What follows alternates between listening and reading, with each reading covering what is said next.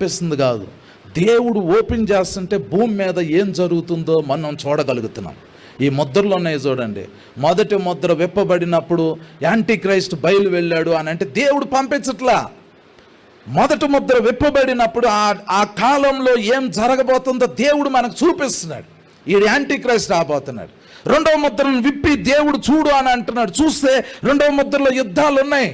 ఈ యుద్ధాన్ని ఆపలేకపోతున్నారు. ఇది ఆపరు. ఆగినా కూడా అది దేనికి వెళ్ళబోతుంది అంటే గ్రేట్ లాక్డౌన్కి వెళ్ళబోతుంది.